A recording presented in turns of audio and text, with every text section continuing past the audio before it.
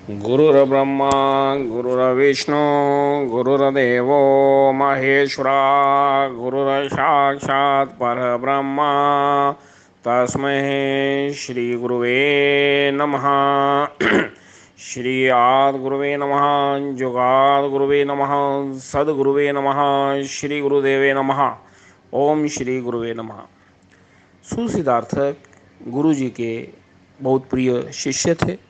गुरुजी भी सुसिद्धार्थ को बहुत प्रेम करते थे। तो लेकिन क्या था, पिछले 2 हफ्तों से 2 वीक से सुसिद्धार्थक जी जो थे और गुरुजी में एक कोल्ड वॉर चल रही थी। और ये चीज़ गुरुजी नोटिस कर रहे थे कि सुसिद्धार्थक का बिहेवियर भी बदला हुआ है और वो अपनी बातचीत से एहसास करा रहा था कि वो गुरुजी से नाराज़ है। गुरु शिष्य का, बाप बेटे का जो रिश्ता होता है ये बड़ा अनमोल होता है। इसे बहुत कोई विरला व्यक्ति ही समझ सकता है। तो गुरुजी पहले उसकी नाराज़गी का आनंद लेते रहे, लेकिन उसके बाद गुरुजी ने एक दिन अपने कक्ष में सुसिद्धार्थ को बुलाया और बोले कि बेटा, मैं देख रहा हूँ पिछले लास्ट 2 वीक से जो तुम्हारा बिहेवियर है उसमें चेंज है, तुम्हारे परिणाम में वो रिस्पेक्ट नहीं है। क्या बात है? और ये तुम औरतों की तरह नौटंकी करना बंद करो और सीधी स्पष्ट बात करो कि तुम्हें किस बात की प्रॉब्लम है जो तुम मुझसे नाराज़ नहीं हो लेकिन नाराज़गी शो कर रहे हो। सुसिद्धार्थक ने पहले टाल मटोल की, नहीं गुरुजी ऐसा है वैसा है। सुसिद्धार्थक को गुरुजी बोलते हैं कि बेटा, मैं कोई बच्चा नहीं हूँ, आपके पिता की उम्र का हूँ, मेरे साथ ऐसे बात ना करो। जो मन में जो आपके द्वेष है, गिला शिकवा है, उसे निकाल लो। कहते हैं ये छोटा सा बीज रूप का गिला शिकवा जो होता है, जो वैर का बीज डालता है और इसे जितनी जल्दी हो काट देना चाहिए, क्योंकि मधुर संबंध जो होते हैं, लंबे समय के संबंध, उसमें ये बाधा होता है। गुरुजी बोलते हैं कि जो अपनों के साथ गिला शिकवा नहीं रखते हैं, शर्त है कि वो बंदे अपने होने चाहिए, ड्रामेबाज नहीं होने चाहिए। तो अगर तुम्हें लगता है कि मेरा तुम्हारा संबंध ड्रामेबाजी का है, फिर तुम अपनी मौज में, मैं अपनी मौज में। अगर तुम्हें लगता है कि हमारे रिश्ते में सच्चाई है तो तुम्हें मेरे से बात करनी चाहिए। सुसिद्धार्थ झिझकता हुआ बोलता है, देखो गुरुजी, आपको मालूम है कि मेरा इकलौता बेटा है सिद्धार्थ, मैंने उसे पढ़ा लिखा के इतना बड़ा ऑफिसर बनाया है। कहते हैं हाँ, सारे माँ बाप बनाते हैं, तूने कोई एहसान किया? कहता गुरुजी आप फिर देखो टोंटिंग में बोल रहे। कहते मैं टोंटिंग में नहीं बोल रहा, मैं वैसे बात कर रहा हूँ। कहते अब देखो, लास्ट मंथ इतना बड़ा रिश्ता आया था, इतना बड़ा परिवार था, इतना बड़ा घर था, इतनी सुंदर सुशील लड़की थी, उतना लोगों का नाम था। तो हमारे जो पंडित जी हैं, विश्व विख्यात पंडित चौबे जी, उन्होंने भी बोल दिया था कि 36 में से 32 गुण मिलते हैं और सभी लोग तैयार थे, लेकिन आपने वो रिश्ते से मना कर दिया। मेरी पत्नी जो है वो बेचारी बदनाम है और मैं भी बदनाम हूँ कि भाई मैं अपनी जो है पत्नी की बड़ी बात मानता हूँ। लेकिन क्या है, उसने मेरे को ये बोल दिया कि गुरुजी चाहते नहीं हैं कि हमारा भला हो, वो चाहते हैं कि बस हम दरिद्री में रहें और बस गुरुकुल के साथ जुड़ते रहें। दूसरा गुरुजी ऐसे है कि सेठ दमड़ी चंद जो था वो मेरे पास घर चल के आया। आपको मालूम है वो नगर सेठ है, वो कुबेर है। वो मेरे घर आया, वो समुंदर है, मैं एक पानी की बूंद। उसने मेरे को ऑफ़र की कि वो मेरे साथ पार्टनरशिप करना चाहता है, आपने वो भी मना कर दिया। तो ये दोनों चीज़ों से मेरे को भी लग रहा है कि गुरुजी आप चाहते हो कि मैं सिर्फ आपके चरणों का दास बन के, सेवक बन के रहूँ, मेरे जीवन में सुख समृद्धि ना आए। तो मेरे मन में ये द्वेष भाव है। गुरुजी ने लंबी सांस ली, सुसिद्धार्थ की तरफ देखा। कहते बेटा, एक चीज़ होती है, रिश्ता जो होता है उसमें सबसे इम्पोर्टेंट चीज़ होती है विश्वास। जब विश्वास नहीं रहता तो रिश्ता मर जाता है, ख़त्म हो जाता है। तुम्हें कल से आश्रम में आने की ज़रूरत नहीं है, तुम समझदार हो। और जैसे कि आपको चाहिए कि आपकी धर्मपत्नी बहुत इंटेलिजेंट है और आपने अपने जीवन का रिमोट कंट्रोल उसको दिया हुआ है, और एक और काम करो, आप उसको ही गुरु मान लो तो वो सब सही रहेगा। वैसे भी 95% लोगों की गुरु उनकी पत्नी होती है, तो तुम भी हो जाओगे तो कोई स्पेशल केस नहीं होगा। सो सिद्धार्थ कहता है नहीं गुरुजी आप ऐसे बोल रहे हो। गुरुजी कहते हैं ठीक है, पहली बात है कि तुम मेरे प्रिय शिष्य हो, शिष्य थे, शिष्य रहोगे, लेकिन आश्रम नहीं आना। लेकिन जो तुम्हारा समाधान है वो मैं तुम्हें ज़रूर बताऊंगा। तुम्हारे मन का शंका जो है वो दूर करना मेरी ड्यूटी है। हर एक बड़े की ड्यूटी होती है कि अपने यंगर्स के शंकाओं को दूर करें। लेकिन ये बात है बेटा, सारी ज़िंदगी अपनी पत्नी की उंगली पकड़ के चलना। God bless you. अब गुरुजी बोलते हैं कि देखो, जब तुम बात करते हो कि भी वो लड़की को मैंने मना किया, क्यों किया, और सेठ दमड़ी चंद जो है उसके साथ पार्टनरशिप के लिए मना क्यों किया, यह मैं तुम्हारे सामने सारी डिटेल बताऊंगा। आई होप कि तुम्हें कुछ समझ लगे या तुम जैसे लोगों को समझ लगे। तो गुरुजी बोलते हैं कि पहली बात है, जो तुम्हारा विश्वविख्यात चौबे जी है वो एस्ट्रोलॉजर कम है, मार्केटर ज़्यादा है। उसे ये लग रहा था कि तुम्हारा और ये सेठ धन्ना सेठ की बेटी के साथ तुम्हारे बेटे की शादी होगी सिद्धार्थ की, तो ऐसे होगा, बड़े घराने हैं, उसको लिंक कॉन्टैक्ट्स मिलेंगे, उसे बड़ी दान दक्षिणा मिलेगी। तो उसका मोटिव ये नहीं था कि आप लोगों के परिवार की भलाई, वो अपना हित देख रहा था। वैसे भी एस्ट्रोलॉजर वो नहीं होता जैसे सिर्फ कंप्यूटर बाबा का वो मैच मेकिंग करना आए, तो उसमें शकुन शास्त्र का, शारीरिक शास्त्र का ज्ञान होना चाहिए। तो गुरुजी बोलते हैं कि सुसिद्धार्थ, पहले मैं तेरे को उसका बेसिक्स बताता हूँ एस्ट्रोलॉजी का। शारीरिक शास्त्र में गुरुजी बोलते हैं कि सबसे पहले जो कन्या है उसके पाँव को देखना चाहिए। अंगूठे के साथ वाली उंगली अगर बड़ी है तो वो कन्या जो है वो डोमिनेटिंग नेचर की होगी, वो अपनी ही हर जगह के ऊपर हुकूमत चलाएगी। उसका एक बेसिक डायलॉग होगा कि मेरी कोई बात नहीं मानता, वो किसी की बात नहीं मानेगी, वो थोड़ा सा स्वभाव से तिखी होगी। ये बात आप याद रखो। दूसरा गुरुजी बोलते हैं कि जब पाँव के अंगूठे और साथ वाली उंगली के बीच में ज़्यादा जगह हो तो अर्ली एज में विडोहुड जो है उसको भोगती है, या ऐसा संबंध बन जाता है कि पति पत्नी से आपस में दूरी बन जाती है। और ये जो है ये शारीरिक शास्त्र के लक्षण हैं। तीसरा गुरुजी बोलते हैं कि जब लड़की जो है उसके अपर लिप बड़ा होगा, लोअर लिप छोटा होगा, तो वो थोड़ा सा उसके करेक्टर के बारे में भी इंडिकेट करती है। आगे बोलते हैं चाहे लड़की जितनी मर्जी सुंदर है, अगर वो जब चल रही है तो वो खुदक खुदक के चल रही है, वो एक मोरनी की चाल नहीं चल रही। उसके पुराने ज़माने में बोला जाता था चाल चलन की बहुत महत्वता है। तो ये कुछ शारीरिक सिस्टम सिंबल्स हैं जिनके कारण जो मैं वहाँ पे तुम्हारे कहने पे गया तो वहाँ पे स्वादिष्ट व्यंजन नहीं खा रहा था, मैं ये चीज़ें जो थी बारीकी से नोटिस कर रहा था। तो मेरे को जो चीज़ें लगी शास्त्र अनुसार, वो चीज़ों के अनुसार ही जो शारीरिक लक्षण थे उनसे मैं इतना सेटिस्फाइड नहीं था। और भी बहुत सारे लक्षण हैं लेकिन मैं वो बताना वर्जित है। आगे गुरुजी बोलते हैं जब तुम बात करते हो एस्ट्रोलॉजी की तो कुंडली, चाहे मेरे को ज्योतिष छोड़े हुए 30 साल हो गए हैं, लेकिन मैंने कुंडली जो देखी, क्योंकि सिद्धार्थ तुम्हारा बेटा नहीं है, मेरा भी बेटा है, और आपके परिवार ने जो है गुरुकुल की काफ़ी सेवा की है, तो मेरी भी कुछ दायित्व या ड्यूटी बनती है। तो उसमें कहते आपके चौबे जी तो कह रहे थे जी इसमें 32 गुण मिल रहे हैं, वो ठीक है, लेकिन जब किसी कन्या का चंद्रमा दूषित हो जाता है तो वो हमेशा नेगेटिव चीज़ों को ही अट्रैक्ट करेगी अपनी तरफ। वो नकारात्मक सोच जो है वो लेके आएगी और जीवन के हर पक्ष में वो नेगेटिविटी जो है वो आती है। जब सूर्य दूषित होता है तब भी क्या है, तो ये जो है आत्मा के जो दूषित आत्मा बन जाती है, और कई तरह की जो होती है या क्या कहते हैं मर्यादा को हनन करने वाले होते हैं। तीसरा गुरुजी बोलते हैं जब शुक्र दूषित होता है तो चरित्र से रिलेटेड समस्याएं आती हैं। आगे गुरुजी बोलते हैं जब लग्नेश जो है वो दूषित होगा तो हेल्थ और आयु से रिलेटेड प्रॉब्लम आती है। शादी का मेन मोटिव होता है संतान उत्पत्ति करनी, उसमें भी 8th हाउस को देखा जाता है, 5th हाउस को देखा जाता है। तो मेरे को वहाँ पे कई प्रकार की गायने प्रॉब्लम्स और कई चीज़ें दिखाई दी। और आगे गुरुजी बोलते हैं कि इसके अलावा हमने सुंदरता, आप लोग देखो, हम देखते हैं कि कहीं विष कन्या योग तो नहीं है। विष कन्या योग जो है ज्योतिष की बेसिक किताबों में बताया गया है, पब्लिकली उसके बारे में बोलना वर्जित है। विष कन्या योग में अगर एक परिवार में स्त्री आती है, उसके आने से ही परिवार की खुशियों को डंक लग जाता है, परिवार की तरक्की रुक जाती है।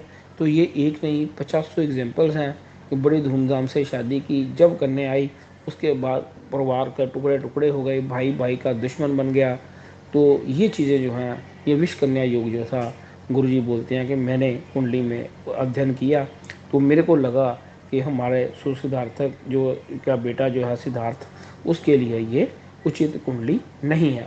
शारीरिक शास्त्र और ज्योतिष शास्त्र के अलावा गुरुजी बोलते हैं कि ये दोनों चीज़ें मैं इग्नोर कर सकता था, लेकिन एक होती है कॉमन सेंस। सिद्धार्थक बोलता है जी वो भी बताओ। कहते जब हम उनके घर में गए तो आपने एक चीज़ नोट की कि ज़्यादा बातचीत कौन कर रहा था, लड़की का पिता कर रहा था या लड़की की माता। सिद्धार्थक बोला लड़की का पिता तो गऊ था, लड़की की माता ही बातचीत कर रही थी। गुरुजी बोलते हैं सिद्धार्थक बेटे एक बार याद रखना, जैसी होगी माँ वैसी होगी बेटी, ये नियम है, इसे हमेशा याद रखना। और एक चीज़ आपने वहाँ पे नोट करनी है कि वहाँ पे जब हम लोग लड़की को देखने गए हैं तो वहाँ पे लड़की की मासी आई हुई थी, लड़की के मामा आए हुए थे, लड़की का नानू था, नानी थी, लेकिन लड़की के दादका परिवार का एक भी व्यक्ति वहाँ पे नहीं था। तो ये क्या इंडिकेट करता है? सिद्धार्थ को बोलता है नहीं आए होंगे, कोई बात नहीं। कहता है नहीं ये नहीं है, इसका मतलब था कि उस घर में फीमेल डोमिनेटिंग है। आगे कहते हैं गुरुजी कहते हैं कि मैंने लड़की के पिता से प्रश्न नंबर 1 क्या किया। सिद्धार्थ बोलता जी आपने क्या पूछा? कहते हैं मैंने पूछा था कि भाई साहब आपके माता पिता कहाँ हैं। तो उसके बाद उसका उत्तर किसको देना बनता था? उसके लड़की के पिता को, लेकिन लड़की की माता बीच में बोली इनके माता पिता का होना ना होना एक बराबर है, वो तो हमारी खुशियाँ देख नहीं सकते। तो वो क्या करते हैं, ये इनके जो भाभी है उसकी तारीफ़ करते रहते हैं, वो बहुत अच्छी है। ये जो है इनके माता पिता इनके भाई के पास ही रहते हैं, हम लोग उनका जितना मर्जी करें लेकिन नहीं। कहते सीधा सा अर्थ ये था कि जो ये इसकी सास और ससुर घर पे नहीं रहते, क्यों नहीं रहते? इनकी आपस में नहीं बनती। कहता दूसरा प्रश्न मैंने पूछा कि भाई साहब आपके कितने भाई बहन हैं? तो उसने बोला कि मेरे 2 भाई हैं और 2 बहनें हैं, तो उनमें से कोई भी यहाँ पे नहीं आया। कहते नहीं जी वो थोड़ा व्यस्त है, कोई दूर है। कहते यहाँ पे भी अगर जब हम लोग लड़की देखने गए हुए हैं, एक बड़ा महत्वपूर्ण एक फैसला होने वाला है, तब व्यक्ति जो है लड़की के चाचा, उसके चाची, उसकी ताया ताई, उसकी बुआ वहाँ पे नहीं है, लेकिन उसकी मासियाँ हैं वहाँ पे, उसके मामू हैं वहाँ पे, नानू हैं, दादा दादी नहीं हैं। तो इसका मतलब ये परिवार जो है ये एक फीमेल डोमिनेटिंग परिवार होगा। और एक आगे गुरुजी बोलते हैं कि जैसी माँ थी वैसी बेटी होनी थी, तुम्हारे घर में उसने आ जाना था, तो तुम्हें एक बात याद रखना कि तूने अपने बेटे सिद्धार्थ को घर जुआई बनाना था। गुरुजी बोलते हैं कि घर जुआई 2 तरह के होते हैं, एक तो जुआई बाबू जब अपने ससुराल में रहता है वो घर जुआई है, दूसरा ये होता है आजकल ये प्रचलन ज़्यादा है, जो जुआई बाबू है बेचारा अपने घर में ही घर जुआई होता है, क्योंकि उसकी चलती नहीं है, उसकी बेचारे की कोई चलती नहीं है। हर दूसरे तीसरे दिन जो है वो लड़की का नाम का परिवार वहाँ पे आता है, हर डिसीजन में उनकी जो है वो चलती है, विटो पावर सारी उनके पास होती है, तो बंदा वहाँ पे घर जुआई बनता है। गुरुजी बोलते हैं कि अगर मैं वहाँ पे हाँ कर देता तो हमारे बेटे सिद्धार्थ ने घर जुआई बन जाना था, तुम और तुम्हारी जो ज़रूरत से ज़्यादा इंटेलिजेंट पत्नी है उन्हें इन्होंने वृद्ध आश्रम में भेज देना था। तो अब आप बताओ, अगर मैंने मना किया, क्योंकि जब हम ये कहते हैं कि पुराने ज़माने में बड़ों बुज़ुर्गों को इज्जत देते थे, और बड़े बुज़ुर्ग भी सिर्फ बड़े बुज़ुर्ग नहीं होते थे आजकल के बड़े बुज़ुर्गों की तरह, वो अपनी जिम्मेवारी को समझते थे, वो अपने यंगर्स के सुख दुख में आनंद नहीं लेते थे कि ये बंदा ऐसा है, ये ऐसा ही था, इसके साथ ऐसा ही होना था, वो सोल्यूशन ओरिएंटेड थे। तो उनकी बात मानने से क्या होता था, चीज़ें सही हो जाती थी। लेकिन अगर मैंने ये मना किया तो मेरी ये कॉमन सेंस थी जो मैंने वहाँ पे ऑब्ज़र्व किया। इसके अलावा मैंने ये भी पूछा था लड़की की माँ से कि आपके बेटा, कहते उसकी शादी हो गई है, और मैंने कहा वो कहाँ पे है? कहते मेरी जो बहू है वो स्वभाव की बड़ी तीखी है, तो वो आने नहीं देती, हमने अपना बेटा अलग कर दिया। कहते इसका मतलब था कि वो परिवार जो था रिलेशनशिप में इम्बैलेंस था, पैसा चाहे उन्होंने जितना मर्जी कमा लिया, लेकिन सुसिद्धार्थक तो भी एक व्यापारी बुद्धि वाला बन के वहाँ पे गया था। और याद रख, व्यापारी बुद्धि व्यापार में ठीक है, चीज़ों के लेन देन में, रिश्तों में व्यापारी बुद्धि यूज़ की। तुम्हें ये चीज़ें दिखाई नहीं दी, तूने उनकी 4,000 गज की कोठी देख ली, तुमने उनकी बड़ी बड़ी फैक्ट्रियाँ देख ली, तुमने उनके बड़ी बड़ी गाड़ियाँ देख ली, तुमने लड़की को बाहर से उसका आउटर लुक देख लिया, और तूने अपने गुरु के ऊपर जो है ये लांछन लगा दिया कि मैं तुम्हारी खुशियाँ देख के खुश नहीं था। गुरु जी बोलते हैं God is in detail study. मेरे को जो लेके गया था तो मैंने वहाँ पे फ़ोटो खिंचवाना नहीं गया था, मैं ये बड़ा बन के गया था कि जो चीज़ सिद्धार्थ के हक में नहीं होगी वो नहीं करेंगे। और मैंने ईमानदारी से शास्त्र अनुसार जो है अपना जो है फ़र्ज अदा किया। लेकिन उसके बाद तुम्हारे और तुम्हारी पत्नी की अल्प बुद्धि का कोप भंजन मैं बना। गुरु जी बोलते हैं ये इतना याद रखो कि व्यापारिक संबंध जो होते हैं, व्यापारिक बुद्धि जो होती है सिर्फ व्यापार में रखनी चाहिए। आगे गुरु जी बोलते हैं कि दूसरा, सेठ दमड़ी चंद के साथ तुमने पार्टनरशिप करनी थी तो मैंने तुम्हें मना किया। गुरु जी बोलते हैं कि जो हिटलर था वो अपने बॉडीगार्ड भी रखता था तो उनके फोर फादर्स की डिटेल निकालता था। हमेशा याद रखना, जब भी हम किसी व्यक्ति की बैकग्राउंड को पकड़ते हैं, हिस्ट्री को पकड़ते हैं, उसके बारे में बहुत सारी चीज़ें हमें पता लगती हैं। हिस्ट्री जो है वो कभी झूठ नहीं बोलती। गुरु जी बोलते हैं कि ये जो सेठ दमड़ी चंद था, ये जो दमड़ी चंद है ये पहले ही सेठ नहीं था, ये ख़ानदानी पैसे वाला रईस आदमी नहीं था। ये ज़िंदगी में इसने बड़ा स्ट्रगल किया। सुधांशु सिद्धार्थक बोलता है वो अच्छी बात है। गुरुजी बोलते हैं स्ट्रगल करना अच्छी बात है, कनिंगनेस चालाकी से आगे बढ़ना वो गलत है।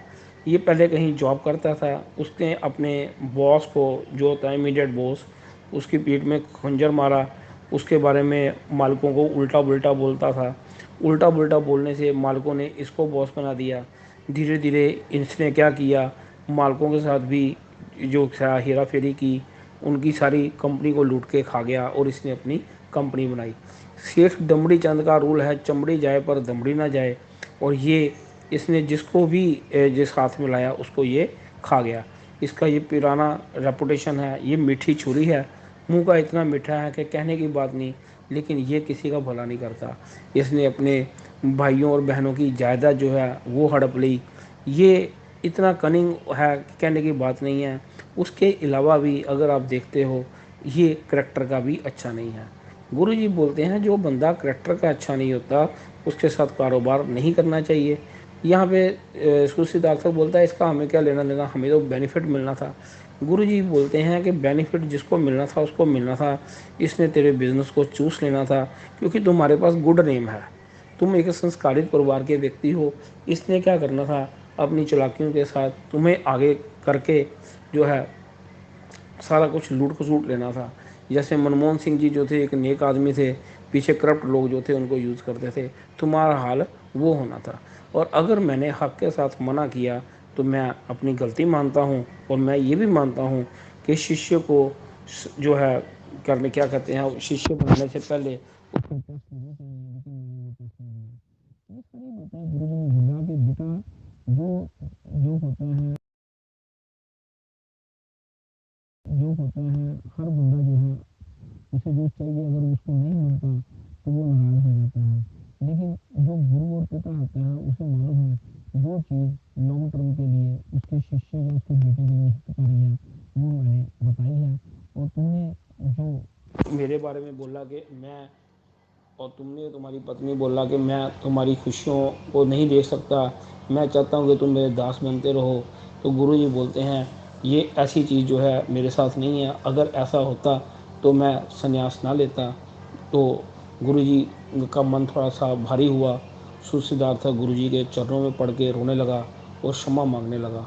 गुरु जी बोलते हैं कि ये जो सॉरी वर्ड है ये अंग्रेज़ों का बनाया हुआ है। किसी का कत्ल कर दो, किसी की भावनाओं को आप ही आहत कर दो, उसके बाद धीरे से सॉरी बोलो। गुरु जी बोलते हैं कि एक बात याद रखना, रहमन धागा प्रेम का मत तोड़ो चटकाए, टूटे से फिर ना जुड़े, जुड़े गांठ पड़ जाए। गुरु जी बोलते हैं कि बेटा आज से ना मैं तुम्हारा गुरु हूँ ना तुम मेरे शिष्य हो, आज के बाद जो तुम्हारी धर्म पत्नी है वही तुम्हारी शिष्य है। और दूसरी बात यह है, तुम ऐसे करो, अपने बेटे की शादी करने के बजाय स्टॉक एक्सचेंज में उसका नामकरण करो, जो अच्छे पैसे दे उसको अपना बेटा भेज दो। लेकिन इतना याद रखना, जो व्यक्ति शास्त्र के नियमों के अनुसार चलता है वो जीवन में सुखी होता है। जो व्यक्ति राहु की चालाकियाँ चलता है उसे दुख के और कष्ट के सांप रूपी कष्ट उसको डंक मारते हैं। गुरुजी इतना कह के अपने कक्ष से बाहर चले जाते हैं। माहौल ख़राब हो जाता है। सुसिद्धार्थक जो है उसे अपनी गलती का एहसास होता है। और सुसिद्धार्थक नहीं है, जो भी हमारे जीवन में वेल विशर होते हैं वो कड़वी बात बोलते हैं, उनकी कड़वी बातों के पीछे हमारा जो हित होता है उसे हम भूल जाते हैं। और अकेला सुसिद्धार्थक ने अपने गुरु को जो इग्नोर नहीं किया। अक्सर जो सच्चे सलाहकार होते हैं उनको जनता जो है इग्नोर कर देती है, और जो जो मीठी छुरी मारने वाले होते हैं इनके वो विक्टिम बन जाते हैं। परमात्मा सबका भला करे।